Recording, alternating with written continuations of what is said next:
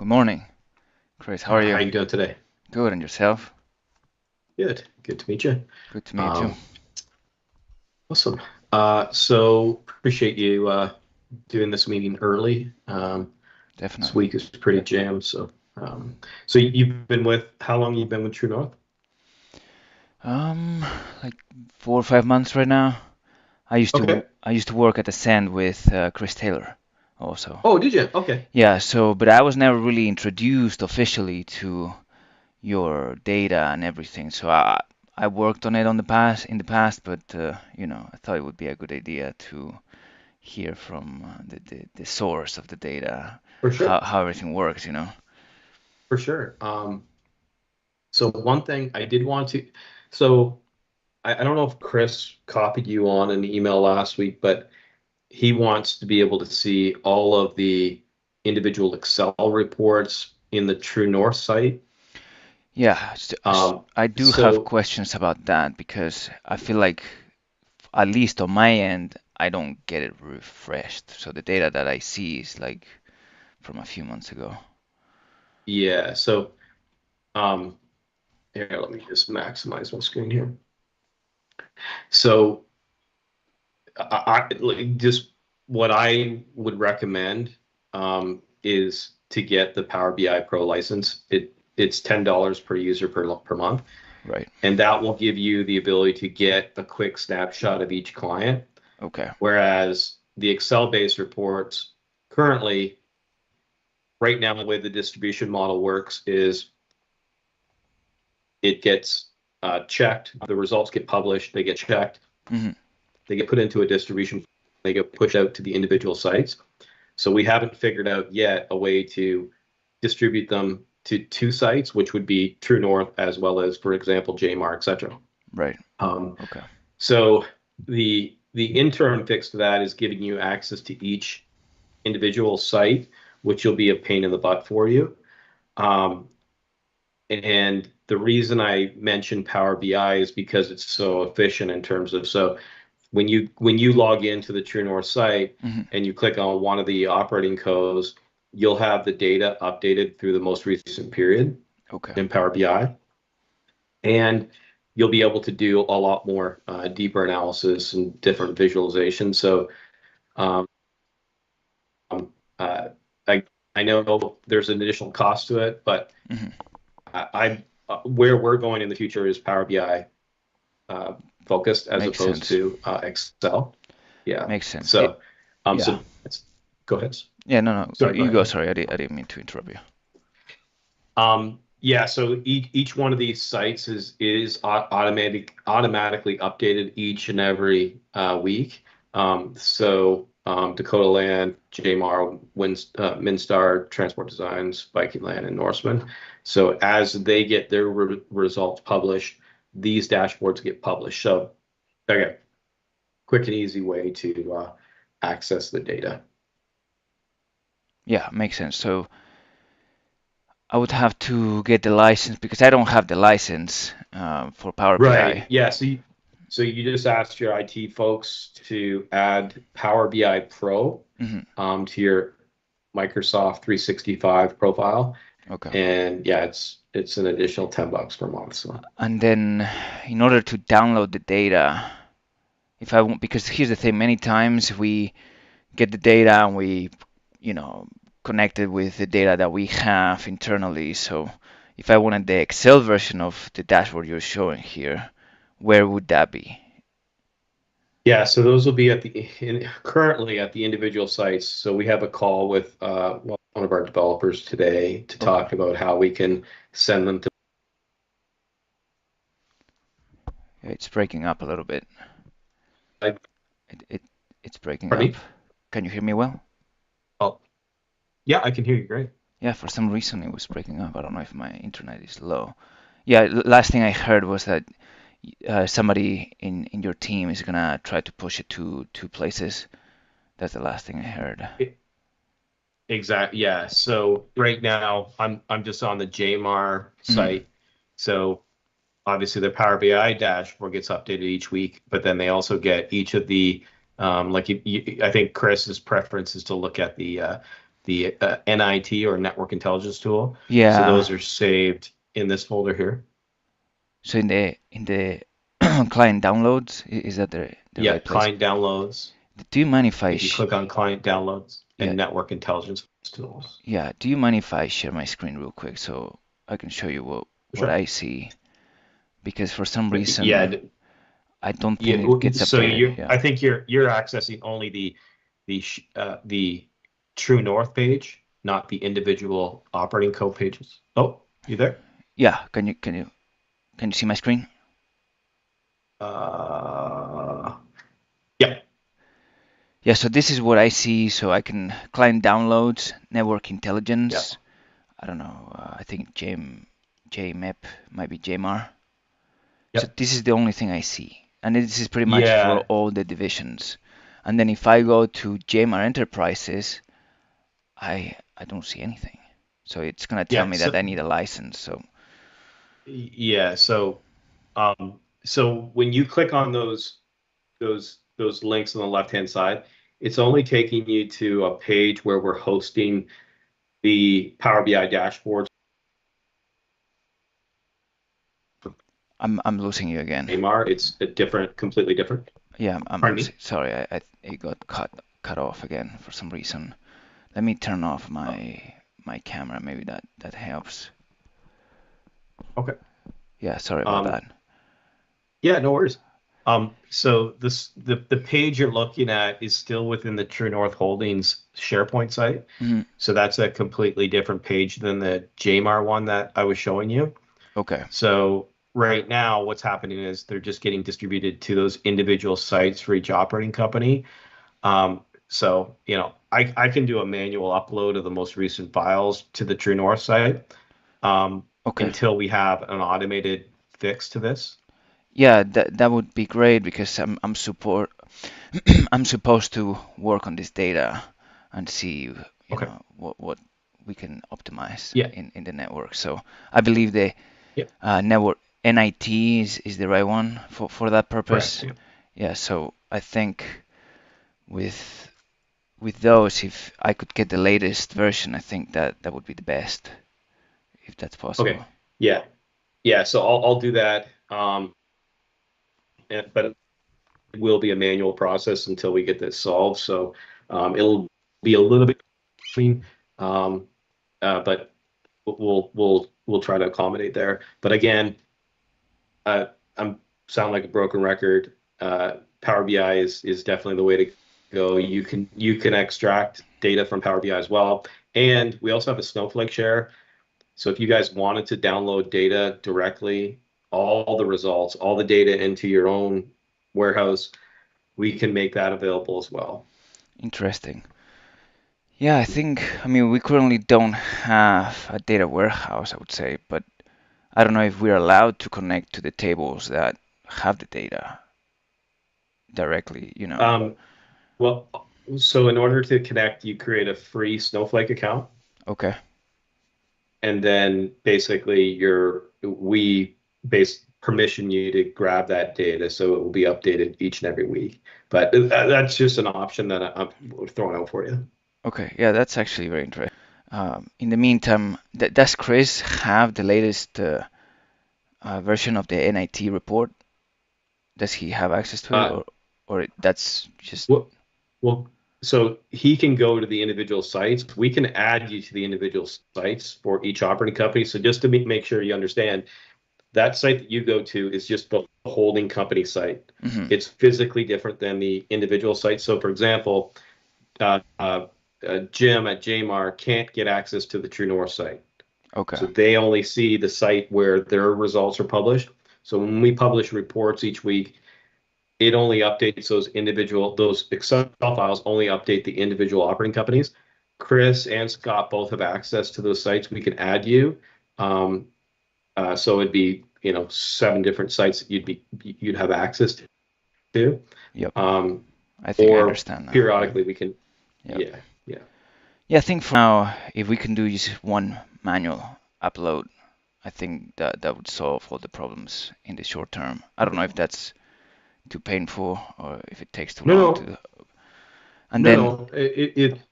the upload part might take a little while because they are big files, but this morning we should be able to do a manual Excellent. update of those. Yeah, I think for now that's more than enough, and then I'm gonna explore the option of creating a Snowflake account and then potentially just somehow sharing the data there so we can connect to our data warehouse in Snowflake directly. Perfect. And I think that's gonna Yeah, solve a lot of the issues with this, at least in the short term. yeah, and the one thing to keep in mind too is the views that we give you guys through Snowflake.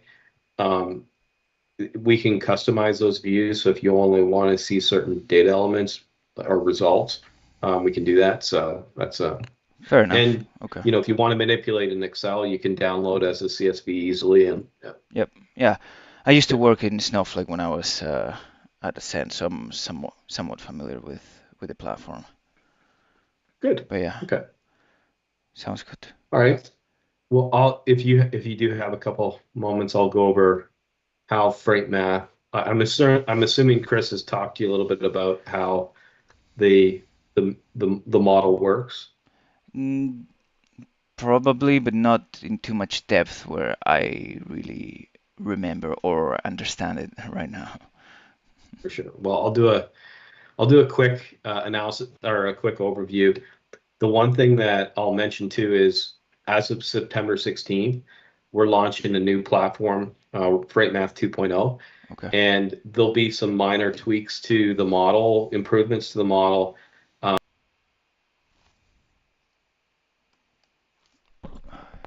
Then Sorry, it's breaking up a little keep that bit. in mind that as of September. Yeah, sorry, I'm gonna Okay. turn my camera off. It's breaking up a little Okay. bit. Sorry about that. Okay. Yeah, no worries.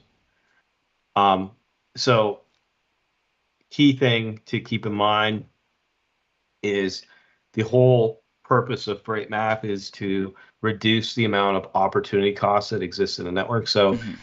despite the market being what it is, which is obviously really poor, maybe the worst ever in truckload, Right. there are still opportunities to reduce margin erosion or eliminate some margin erosion.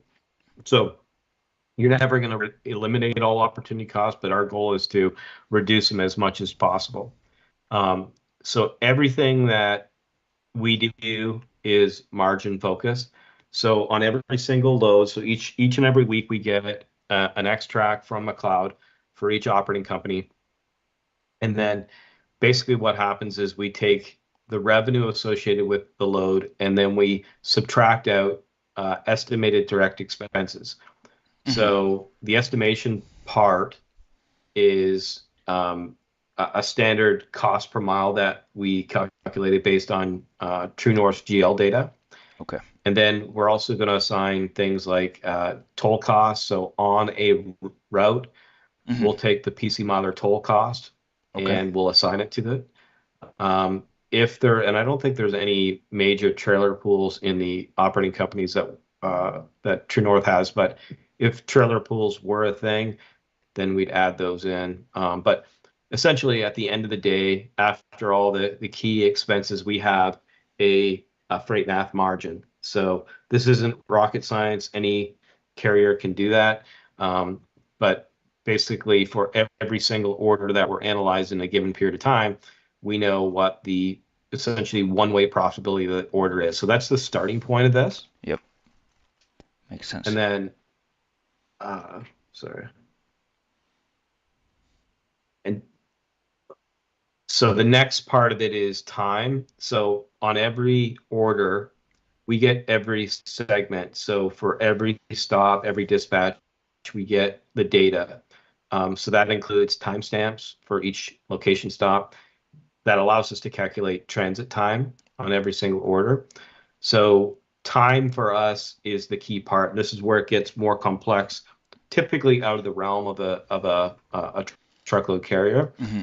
So we want to understand not only what the margin is on a load, but also what the time it took to complete the load, including the empty time. So when they became empty on the prior load to when they picked up on the current load. Okay. So taking the margin that we've already talked about, dividing it by the time, and then simply multiplying by 24, we're able to calculate a margin per day for every single load. So if a load only took 3 hours, or if it took 24 hours, or 36 hours, they're normalized in this measurement margin per day. Right. So again, this is kind of going from the simple stuff all the way as we get more complex. In order to do what we do, because we're not just worried about one-way profitability, we want to look at how loads interact with each other from a profit perspective. So in order to do that, we have to have defined geographic territories, which we call KSMT and market areas. Hmm. So those are 3-digit zip clusters of market areas. So when you're looking at the reports, Minneapolis to Indy, those are groups of 3-digit zips, similar to if you're familiar with DAT. I know at Ascend you have the pods. Yep. So it's a pretty similar process, but that allows us to do some key freight nav calculations. So margin into an area, margin out of an area, but it also allows us to group like freight together. So if you have two customers on the same lane, Minneapolis to Indy, for example, we're then able to evaluate those two against each other. The transit time, the margin, the revenue, all that kind of stuff, so that we can make some recommendations with your team and your operating companies to improve. But this is a table stake. We need to have these areas. So I'll just break out what those are. So this is a current snapshot of our KSMT market areas. Hmm. So what they're supposed to be is areas of economic activity, defined, discrete areas of economic activity. They don't always follow the geographic boundaries of the state Hmm. because economic boundaries don't matter in that case. So we're looking at, as close as possible areas where there's, groups of economic activity where you're going to see common freight coming into and out of. Yep. So that brings us to the yield calculation. So in a couple weeks, we're going to have actually a call next week on this. I'll be sending an email out to everyone Sounds good. later today. The yield calculation is the measure that rules them all. It's the one that takes into account the revenue at the time and the network fit and flow. How do those loads interact with each other? And basically, the key thing to understand is the higher the yield, the better. So the higher the yield means lower opportunity costs. So you're maximizing your operations, and it will have sequential or incremental profit compared to a lower yield. So I'm just Okay. going to go to this current calculation. So in order to calculate the yield, and this is an extremely transparent model, um, we look at obviously the individual load. So when you look at an individual load, the origin to destination is basically standing on its own 2 feet. It's not looking at influences before and after. That comes after the fact. So we look at the one-way profitability of the load, which we're calling here the base load, Hmm. and that's from, in this case, Chicago to New York metropolitan area.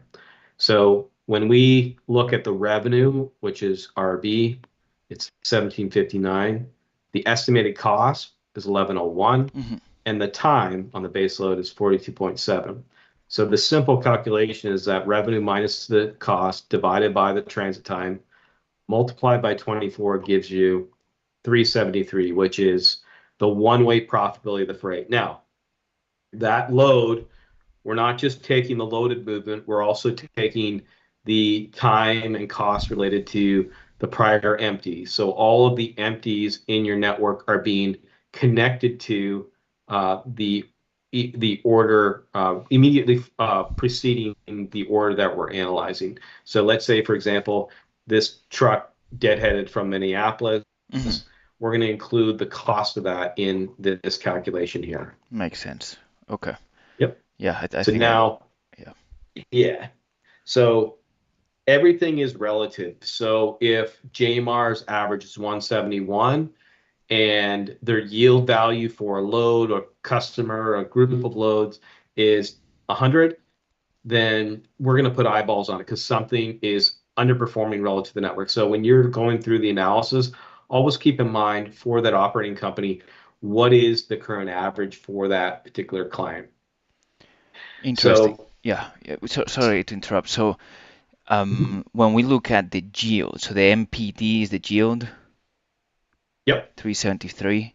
Okay. yep, And that yield, we said the higher the better, but is it relative to the network itself or just exactly. okay. So Yeah. So, yeah, go so ahead. so far I've just talked about one-way profitability. So this calculation is just margin per day. So margin per day is just that load standing on its own, not thinking about the network at all. Yep. So how yield is calculated is we want to look at in that same time period. So when you're looking at an NIT, network intelligence tool, Hmm. you're either looking at a 4 week or a 12-week data set. So everything we do is contextual. So we're looking at how that load is performing relative to the other freight within that 4 week or 12-week window. So in order to calculate the yield, we want to know how on average, for example, JMAR is performing going into Chicago. And that includes both loaded movements, as well as empty movements. So what we're calculating on the left-hand side in green is what we call margin per day in.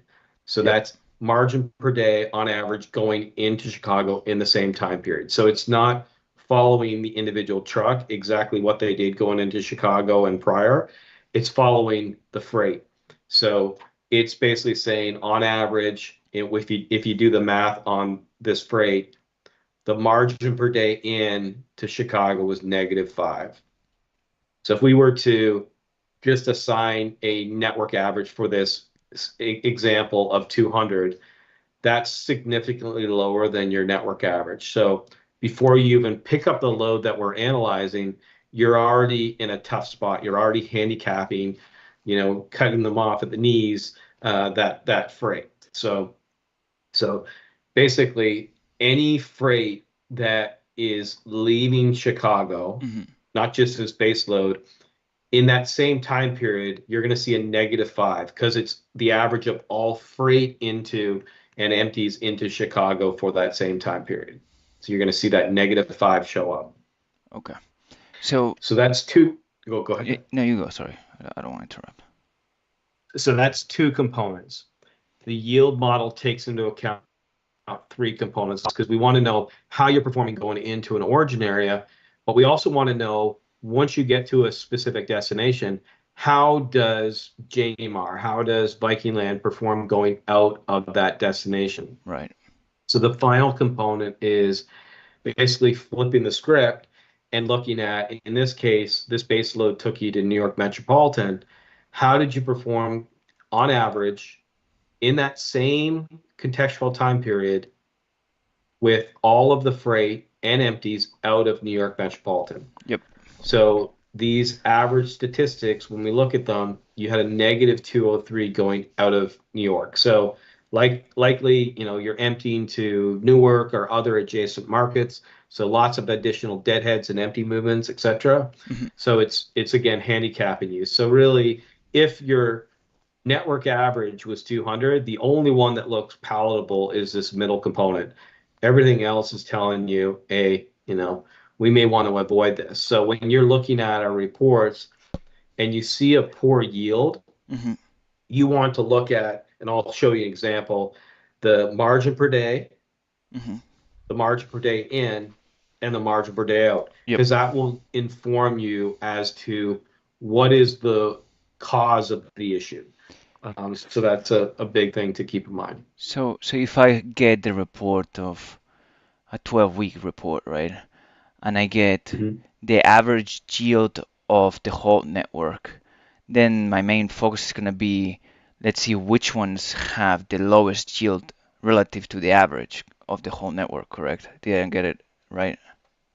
Exactly. And Okay. and really your first line of defense is low yield, but also consistent freight. So if you're consistently doing something poor performing, Yeah, that's yeah, your yeah. low hanging Right, for basic. In this market environment, obviously, it's a lot easier to stop doing the bad stuff than it is to do more of the good stuff. right. So that definitely is the way to go.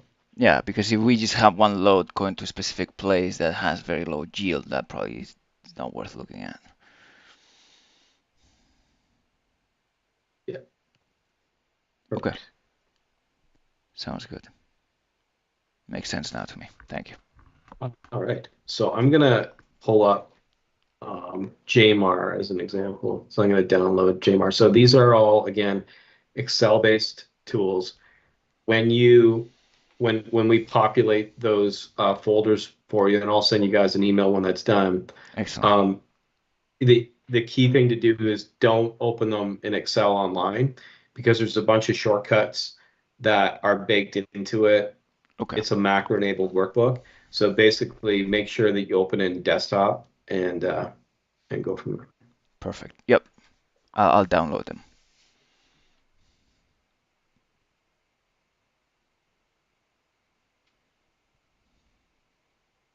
Sorry, it is a big file, so it takes a little bit to open it. No problem.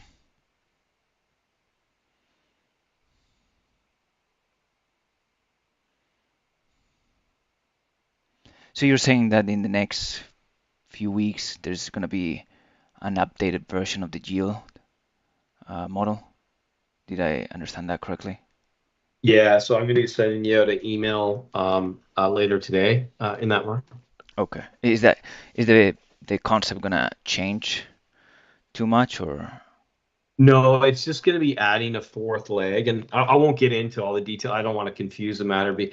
Let you kind of contemplate this.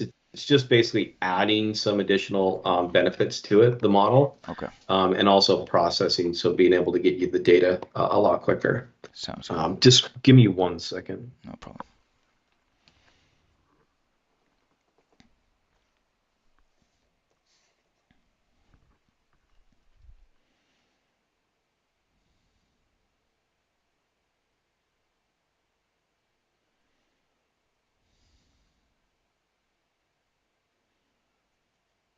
All right. So there's a whole bunch of tabs in these files. They're all pivot tables. So if you're familiar Hmm. with pivot tables, once you download it, you can do whatever you want with it. So we only have a handful of prescribed measurements just to keep people focused that are available. But if you click on here and go pivot table analyze, you can see all the additional fields that are available. Yep. So if we look here, you can see there's lots of empty items here, so you can filter and do whatever you wish. So you can't break it. So you do whatever you want, what additional fields you want added. Hmm. But these prescribed pivot tables have some good functionality. So this one is called build to by lane.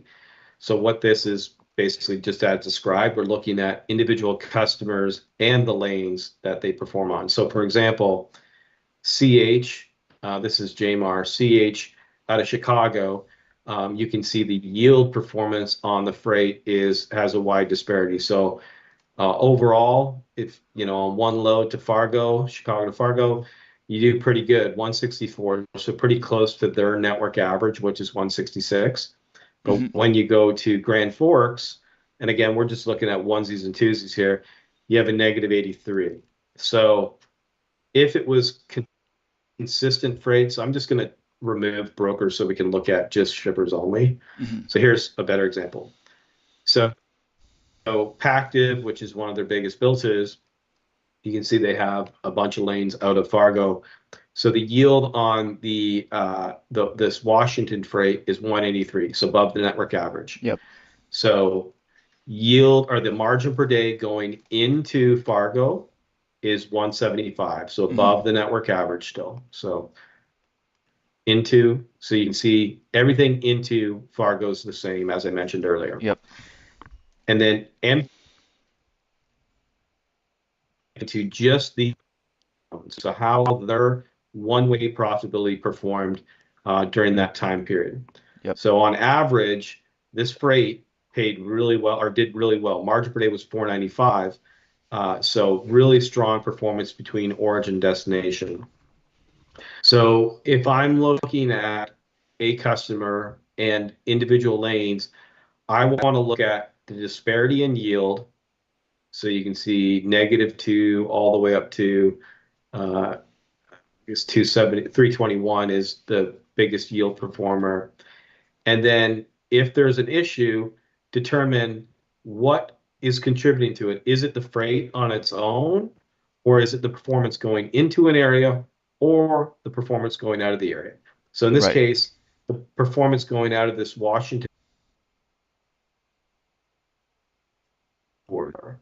So uh, a franchise customer, franchise lane. So in terms of doing more analysis on that lane, that area, anytime you see a market area published, Hmm. and these shortcuts are all mentioned here on the home tab, but anytime you see a market area, you can Control Shift A, Okay. and it takes you to what we call the area analysis. And this area analysis gives you the ability to understand what are the individual drivers of performance for a given market area. So you can see those 6 loads came into this Wenatchee, Washington, I can't pronounce it right, Hmm. market area, average yield of 183, like we just described. But then outbound, so you had 6 loads in, only 3 out. So did pretty good with the 2 loads with Apex. Margin per day was still low, but this was a better performer. CH, not so good, 69 yield, -225 margin per day. And Yep. then over here, this is telling you where you went empty to. So since you didn't have the freight outbound, Hmm. you had to empty other ways. Yep. So in this case, you went to Portland for a 289 deadhead and Seattle for a 195 deadhead. So that So 289 okay, and 195, those should be, so that's negative yield, or what would that be? that's just the empty movement. So basically, the bigger the empty, the more costs there are associated with the load. Uh-huh, So in okay. this case, Like the they didn't miles? have freight. Yeah, they didn't have freight in this area, so they had to deadhead to Portland to pick up a load. And then the yield associated with that movement, connected movement, was 15. Whereas when they deadheaded to Seattle for 195, they actually had a 210 yield. Interesting. So th So this is great. Well, yeah, so yeah. basically what this is saying is if you can get consistent freight out of Seattle, you're much better off emptying to Seattle than taking any broker freight. As you know, I'm simplifying it a lot, but that would be a good takeaway. Right. The only thing is, for example, what would be the next step? So if I want to see Oregon, Portland, Oregon, right? Yep. So How yeah, it's how would I? anytime you see that market area, Yeah. you go Control Shift A, and you can take it over, so you can see the loads taking you in, the loads taking you out, where you're going to with freight, where you're coming from, sorry, with freight, where you're going to with freight, and then look at the performance individually of those. Yeah, I see. Um, the a good snapshot, and I know Chris likes this one.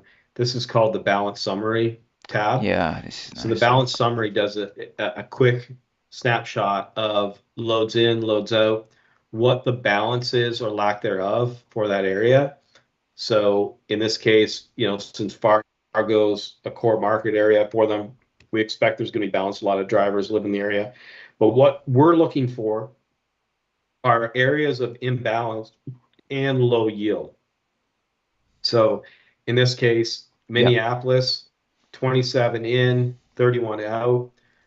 The margin per day into Minneapolis is -51, and the overall yield is 67. So what can we do to improve the performance on that freight? So again, anytime you see a market area, you go Control Shift A, and it takes you over to that area to say, okay, what's driving this performance? So 13 times in the last 4 weeks, we took broker loads for a 28 yield with CH.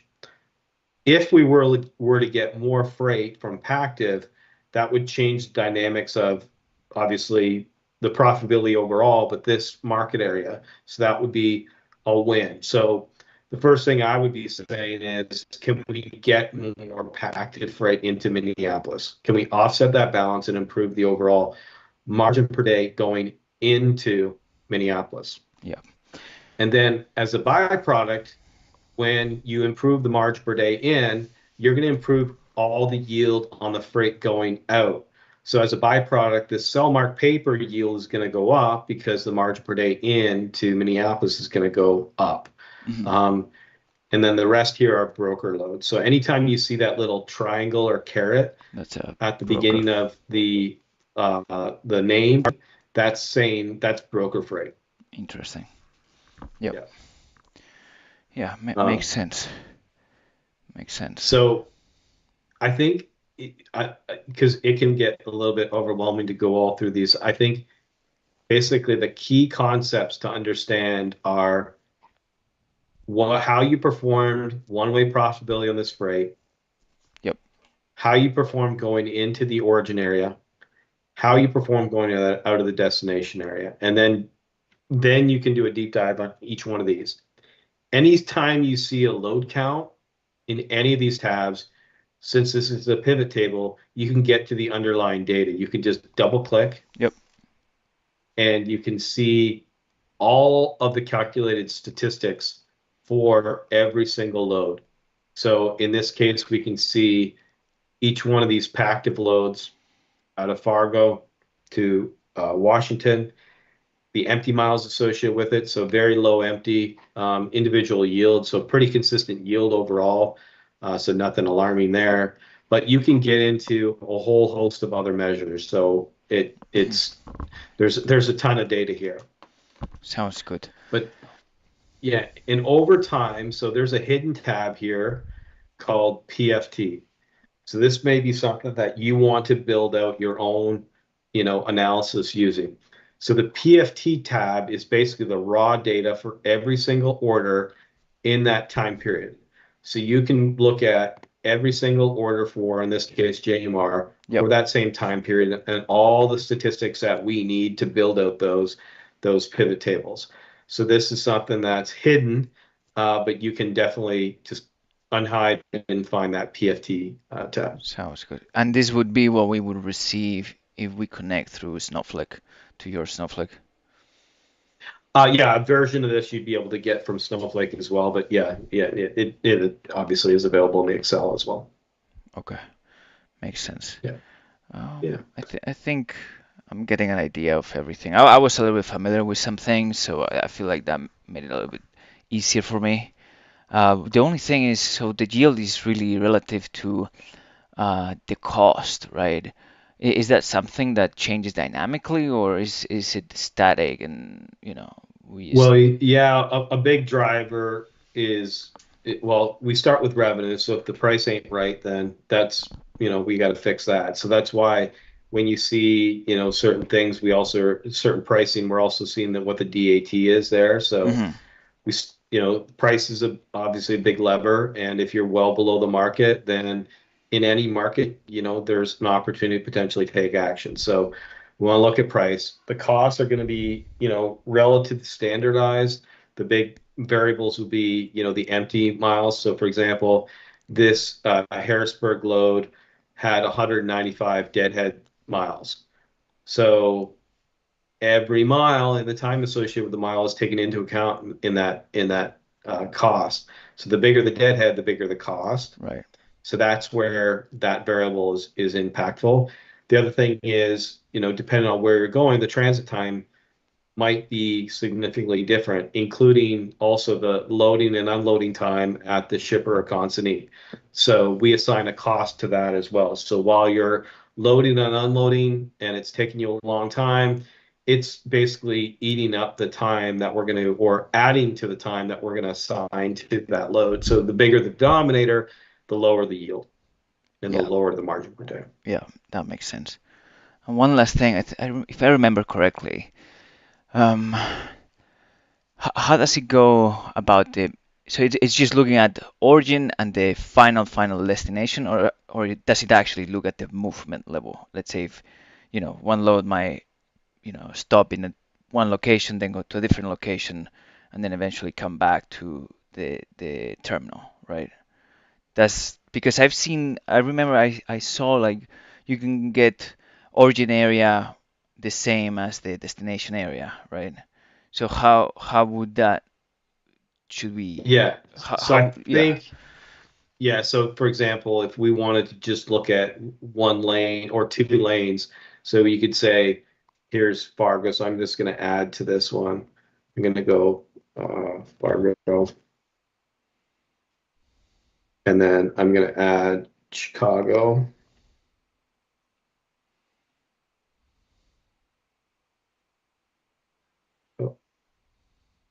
and Fargo here.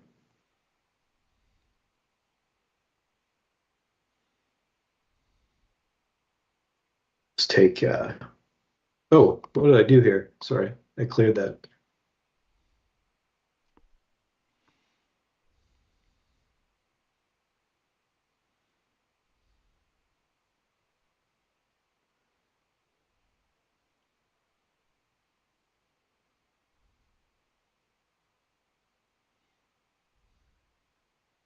There we go. So what we're looking at here is Chicago to Fargo, how you're performing, and then Fargo back to Chicago, how you're performing as well. So if you do have situations where it's out and back, you can look at them individually and see how, what's driving what. So you can see the margin per day on the freight going to Fargo is 379. The Fargo to Chicago is 275. So if these were balanced and if this is the way that the business is operating, mhm, you can see which are the big drivers of that performance. sounds good. What would happen if the operations of the carrier are local, where they stay inside one area? Would still be helpful. So destination the same, right? Uh, Yeah, so we are focused more on the OTR network, so local P&D, like dedicated local operations. That's really an hourly based analysis, and it's really yeah. not focused on yield. So basically, you're accumulating, revenue, costs, and time, and you're looking at them on an individual basis. Any loads that stay within the area,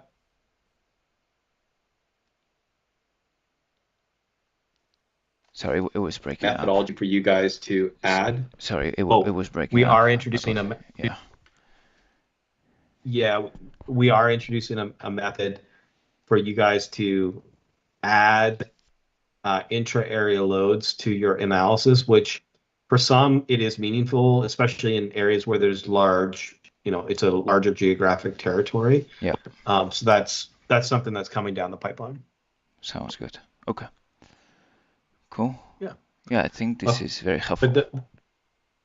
yeah, and the one thing that, there's a standing off there, and I can have Brian add because we have our ongoing peer review meetings with the group. Mhm. He can add you to that meeting so you can get more connected with the analysis if you'd like that. Yeah, that sounds good. When the because one of the things is I'm actually in Europe. I'm not in the US right now. So Oh, I don't okay, know the okay. time zone.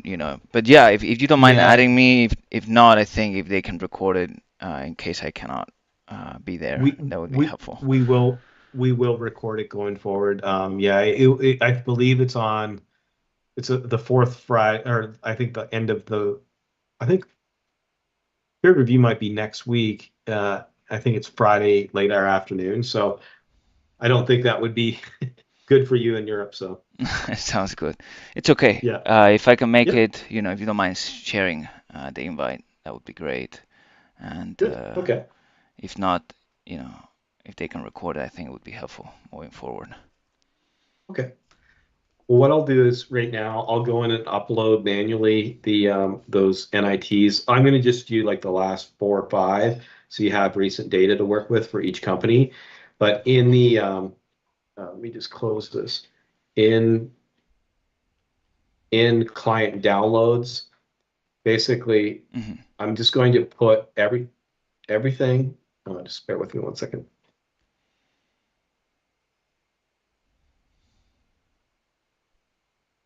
So I'm just going to put them all in freight network intelligence tool. So I'm not going to break them out by division. That's okay. I'm just going to, yeah. Yeah, that's So okay. they have the scat code in them. So Perfect. Yeah, that yeah. works. Sounds Okay. good. All right. Well, if you have any questions, feel free to call me anytime or email me, and yeah, we'll go from there. Well, thank you very much for your time Yep. and taking the time to explain how everything works. Yep. Yeah. Anytime. All right, nice You to take meet you. care. All right, thank you, You Chris. too. All right, bye bye.